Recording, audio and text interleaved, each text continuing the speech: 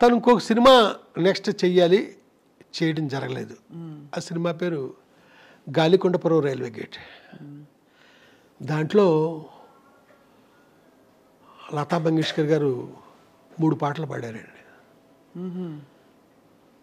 ఒక పాట నేను మా ఇళయరాజా గారు రాశాము, అంటే పల్లవి ఆయన రాశారు, చరణాలు నేను రాశాను.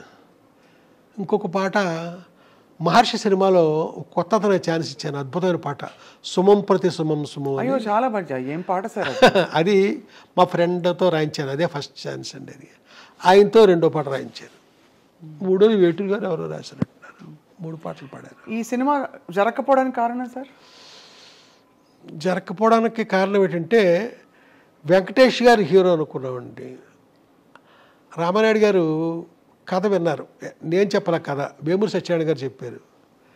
విని ఇది హీరోయిన్ కనపడుతుంది ఆ కథ అంతాను, మా అబ్బాయిని ఒక కమర్షియల్ హీరోగా నేను ఇచ్చేద్దామని కొత్తగా తీసుకొచ్చాము, మా అబ్బాయి ఇలాంటి వాటిలో యాక్ట్ చేస్తే కాదు కదా. ఆ తర్వాత ఇది హిచ్కాక్ సినిమా లాంటి సినిమా కథ, ఇది డైరెక్టర్ పేరు వస్తుంది, లేదా హీరోయిన్ పేరు వస్తుంది, మా అబ్బాయిది ఏముంది దీంట్లో, ఏమైనా మంచి కథ పట్టరండి, ఇది వద్దు ఆయన అన్నంతో ఆ ప్రొడ్యూసర్లు. వెంకటేష్ హీరో అంటే అది వేరే విధంగా ఉంటుంది కదా, రామానాయుడు గారు వెనకాలండి మనకి బ్యాక్గ్రౌండ్లో ఆయన ఉండి చేసేది, ఆ విధంగా అది ఇదయింది.